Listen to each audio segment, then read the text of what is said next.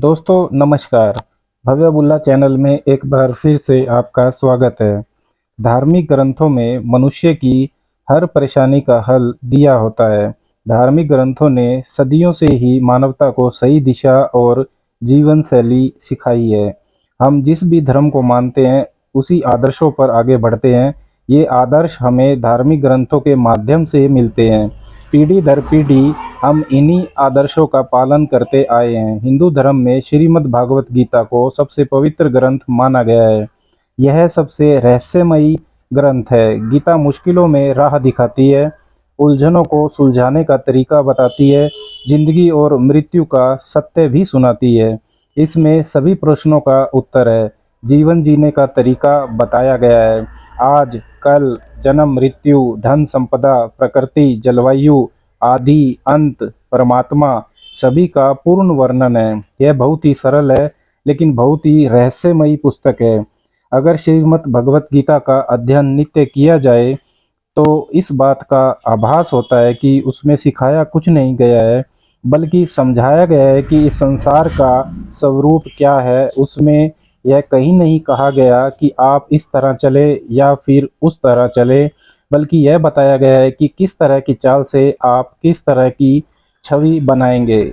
उसे पढ़कर आदमी कोई नया भाव नहीं सीखता, बल्कि संपूर्ण जीवन सहजता से व्यतीत करे, इसका मार्ग बताया गया है। ये स्वयं परमपिता परमेश्वर के मुख कमल से प्रकट हुई है। भगवान ने स्वयं हमारे रहस्य का वर्णन किया है। सभी मनुष्य को समय गवाए बिना श्रीमद् भागवत गीता अवश्य पढ़नी चाहिए।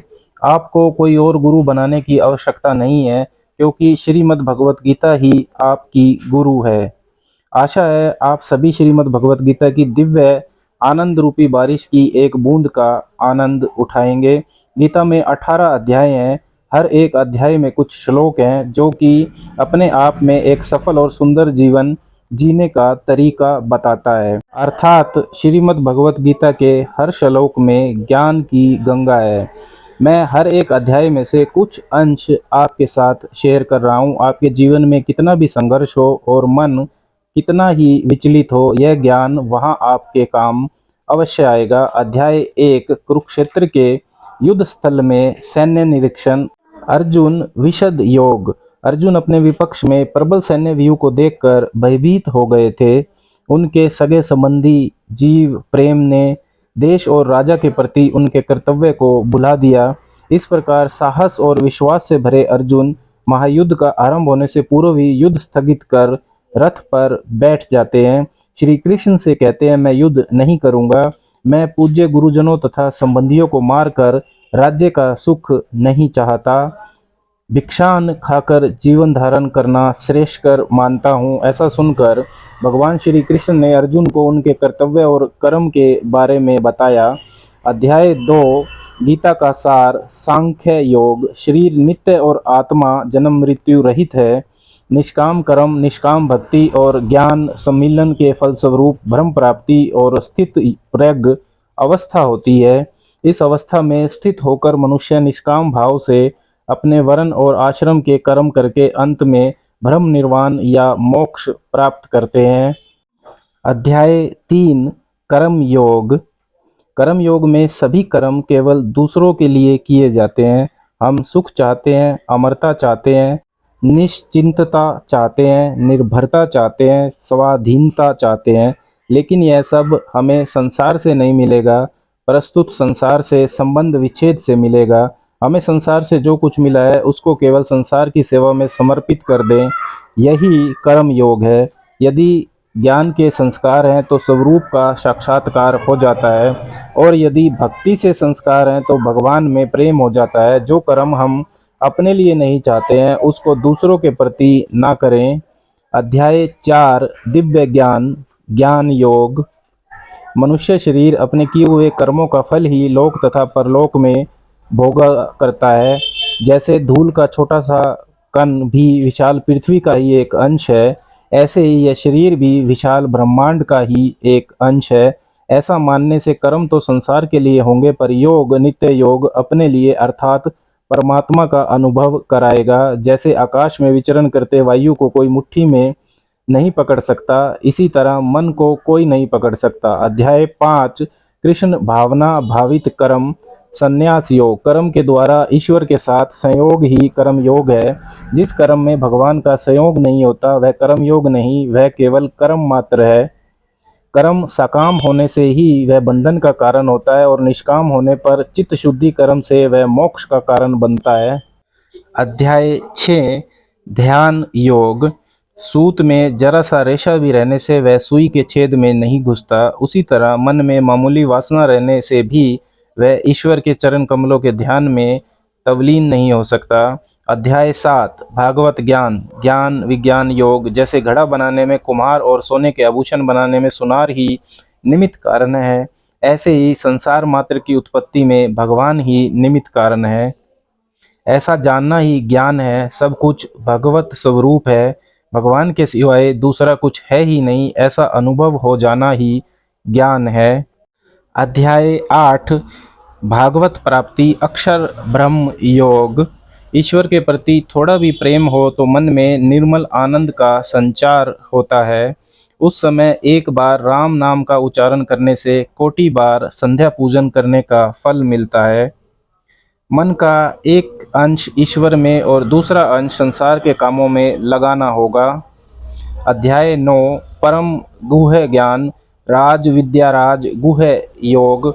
मैं अपनी प्रकृति को वशीभूत करके उसी प्रकृति की सहायता से अपने कर्मानुसार जन्म मृत्यु के अधीन इन समस्त प्राणियों की पूर्व जीत अदृष्ट के अनुसार बार बार विविध रूप से सृष्टि कर रहा हूँ। केवल भक्ति से ही परमात्मा का दर्शन संभव है। अध्याय 10 श्री भगवान का ऐश्वर्य विभूति योग। भगवान कहते हैं, देवता लोग या महर्षि लोग मेरा प्रभाव या महात्म्य नहीं जानते, क्योंकि मैं देवताओं तथा महर्षियों का आदि कारण हूँ। अतः मेरी कृपा बिना कोई मुझे नहीं जान सकता। भक्तों के प्रति कृपा करने के लिए वह उनकी बुद्ध दृढ़वृत्ति में अधिष्ठित होकर दीप्तिमान तत्व ज्ञान रूप प्रदीप के द्वारा अज्ञान से उत्पन्न संसार रूप अंधकार का नाश करते हैं। अध्याय 11 विराट रूप विश्व रूप दर्शन योग। अर्जुन ने श्री भगवान के निकट विश्व रूप दर्शन के लिए कातर भाव से प्रार्थना की थी। चिन्मय रूप देखने के लिए चिन्मय दृष्टि की आवश्यकता है। इसी कारण श्री भगवान ने अर्जुन को दिव्य चक्षु दिए थे। दिव्य चक्षुओं के द्वारा अर्जुन ने श्री भगवान का दिव्य रूप देखा था, जिस रूप का दर्शन होने से मनुष्य को परम गति मिलती है। अध्याय 12 भक्ति योग। कर्म योग और ज्ञान योग ये दोनों लौकिक निष्ठाएं हैं, परंतु भक्ति योग लौकिक निष्ठा अर्थात प्राणी की निष्ठा नहीं है। जो भगवान में लग जाता है वह भगवान निष्ठ होते हैं, अर्थात उसकी निष्ठा भी अर्थात भक्ति से भक्ति पैदा होती है।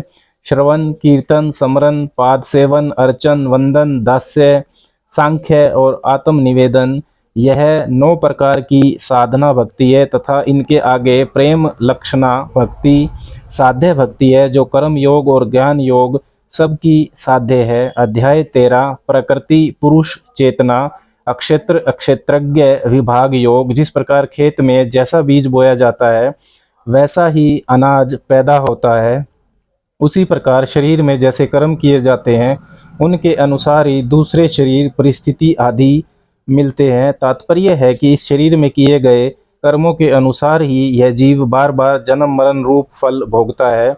इसी दृष्टि से इसको अक्षेत्र खेत कहा गया है। अध्याय 14 प्रकृति के 3 गुण गुण त्रय विभाग योग। सत्व रज तम ये 3 प्रकृति के ही गुण हैं। यद्यपि परम पुरुषोत्तम निष्क्रिय है तो भी पुरुषों के संग के कारण मानव पुरुष का संसार बंधन होता है। ये 3 गुण एकत्र एक ही क्षेत्र में रहते हैं। जब भी देह इंद्रिय के किसी द्वार में ज्ञान रूप प्रकाश होता है तभी उस मनुष्य को सत्व गुण संपन्न या सात्विक कहते हैं। अध्याय 15 पुरुषोत्तम योग। मैं प्रत्येक मनुष्य के अत्यंत नज़दीक हृदय में रहता हूँ, अतः किसी भी साधक को मेरी प्राप्ति से निराश नहीं होना चाहिए। इसलिए पापी पुण्यात्मा मूर्ख पंडित निर्धन धनवान रोगी निरोगी आदि कोई भी स्त्री पुरुष किसी भी जाति वर्ण संप्रदाय आश्रम देश काल परिस्थिति आदि में क्यों ना हो, भगवत प्राप्ति का वह पूरा अधिकारी है। अध्याय 16 देवासुर संपत्ति भाग योग। शास्त्रों के नियम का पालन न करके मनमाने ढंग से जीवन व्यतीत करने वाले तथा असुरी गुणों वाले व्यक्ति अधम योनियों को प्राप्त करते हैं और आगे भी भवबंधन में पड़े रहते हैं, किंतु देवी गुणों से संपन्न तथा शास्त्रों के आधार मानकर नियमित जीवन बिताने वाले लोग आध्यात्मिक सिद्धि प्राप्त करते हैं। अध्याय 17 श्रद्धा के विभाग।